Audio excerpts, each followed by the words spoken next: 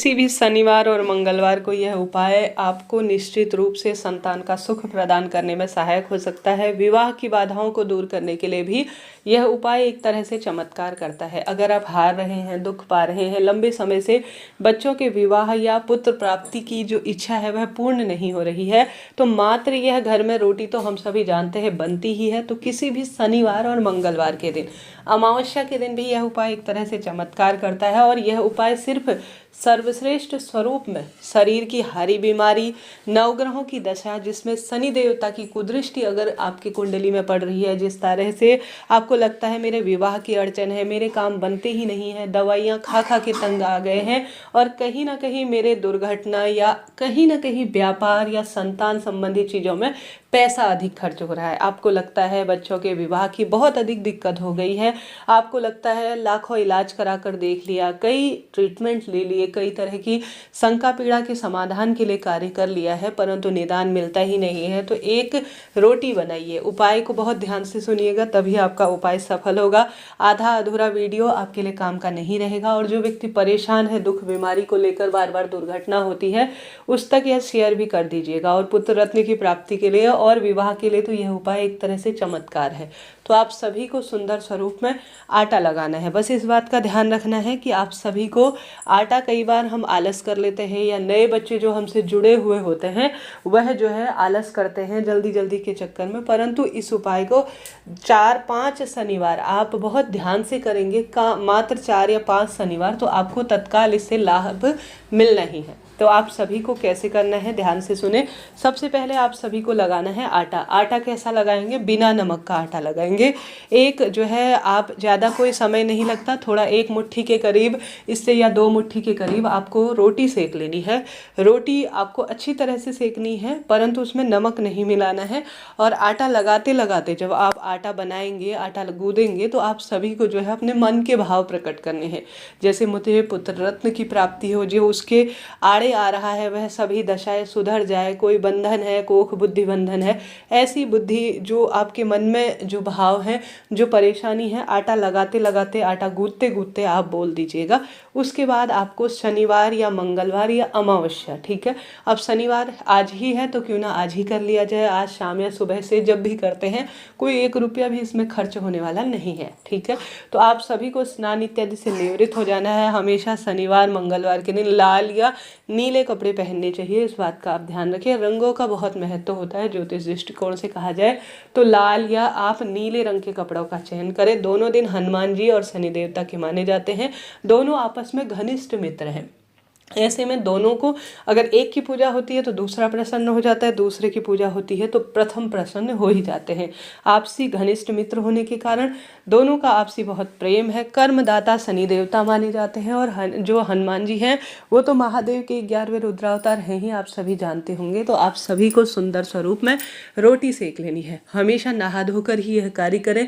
जब आप, भले ही आपकी आदत कुछ भी रही हो, कोई दिक्कत की बात नहीं है। रोटी जो सेकेंगे वह स्नान इत्यादि से निवृत्त होंगे, चाहे तो सुबह करें, चाहे आपको शाम को, अगर दिन भर में समय नहीं मिलता तो शाम को तो हाथ पैर धोकर कुल्ला कर कर ही थोड़ा सा आटा लेकर आप रोटी सेक लीजिए।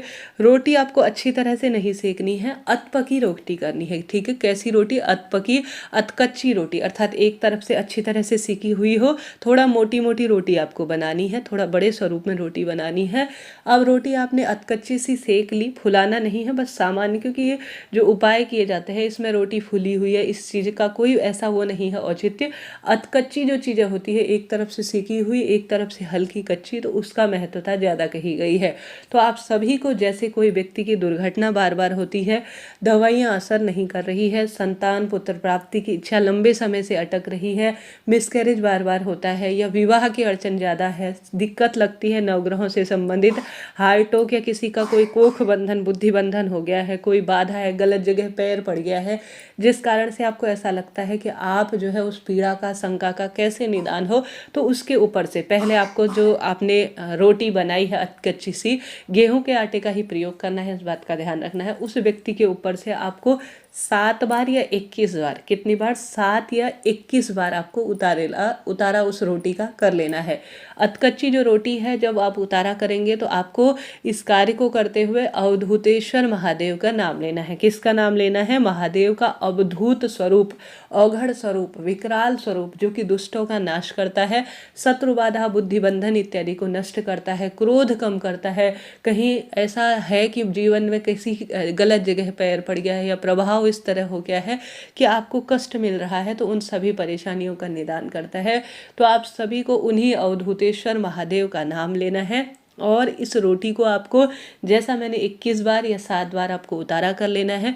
उतारा हमेशा शनिवार मंगलवार के दिन तुरंत लाभ देते हैं। एंटी क्लॉक अर्थात उल्टी दिशा में आपको उतारा करना है और इसे ले जाकर आप सभी को या तो पीपल पेड़ के नीचे, उससे पहले आप सभी को ध्यान रखना है कि इसमें आप सभी को थोड़ा सा लगाना है सरसों का तेल।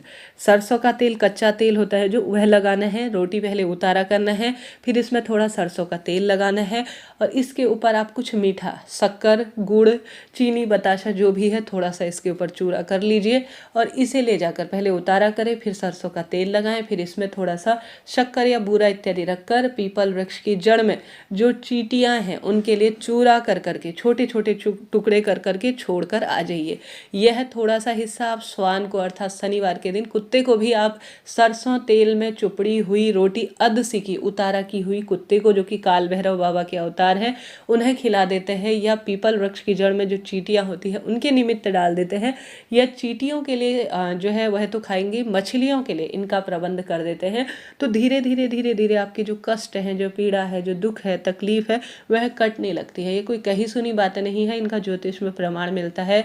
आप हार रहे हैं, दुख पा रहे हैं, तो इस कार्य को लगभग आप 5-7 शनिवार मंगलवार करके देखिएगा। या तो शनिवार कर लीजिए या मंगलवार, इच्छा आपकी है। एक बार प्रैक्टिकल कर लीजिए। विवाह और पुत्र प्राप्ति की जितनी भी बाधाएं चल रही हैं, दुर्घटना, दवाई खाकर दवाई में पैसा जाता है, अनावश्यक गलत जगह पैसा जा रहा है, तो उसका निदान होगा, बरकत होगी और खुशियां परिवार में बनी रहेगी।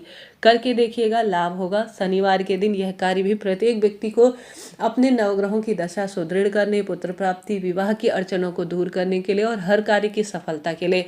कर्म तो आप कर रहे हैं, परंतु कर्मों के फल देने वाले कौन है? शनि देवता। तो कर्म फलदाता शनि देवता को भी शनिवार के दिन प्रसन्न करना जरूरी है।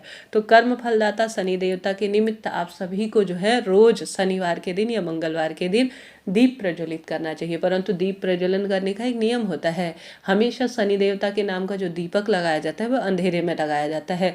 जब हल्का सा अंधेरा हो, हल्की सी रोशनी हो, भले ही शाम को या सुबह, उस समय आपको शनि देवता के नाम का हमेशा दीपक लगाना चाहिए। इस बात का ध्यान रखें। हमेशा दीपक सरसों के तेल का, गोल बत्ती का लगता है, तिल के तेल का भी लगाया जा सकता है। घर के अंदर कभी भी सरसों जो है शनि देवता के नाम का दीपक नहीं लगाया जाता और न ही घर के अंदर कभी शनि देवता के नाम की पूजा होती है, न ही शनि देवता की मूर्ति घर पर रखी जाती है।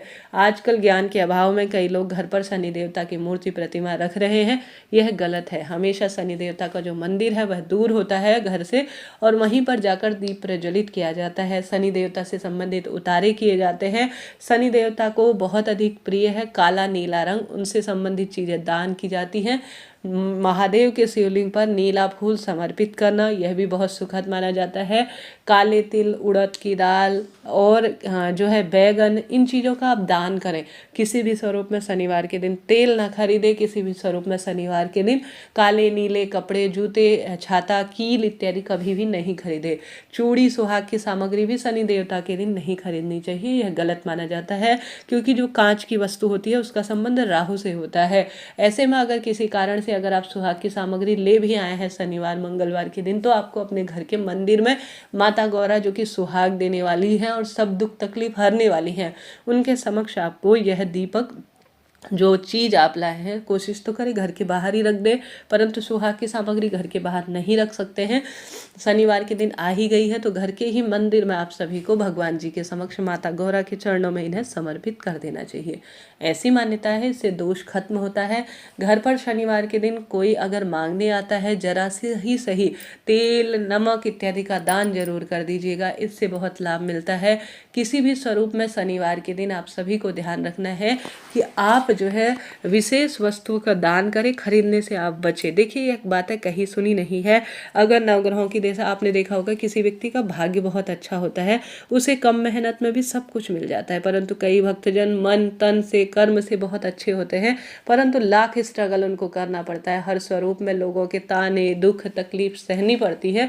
ऐसी स्थिति में यह कार्य कर सकते हैं तो जरूर से कीजिएगा। देखिए दुख तो आप पा ही रहे हैं, परेशानी आप झेल ही रहे हैं, तो क्यों ना यह दीपदान किया जाए और 5-7 शनिवार यह उतारा कर लिया जाए। विवाह की परेशानी तो दूर होगी ही, साथ ही संतान सुख तो आपको मिलेगा ही। आशा है उम्मीद है वीडियो आपके लिए उचित उपयोगी रहता होगा। कोई भी बात हो, कोई भी प्रश्न हो, कमेंट्स के द्वारा आप पूछ लीजिएगा, सभी सवालों के जवाब आप प्राप्त करेंगे।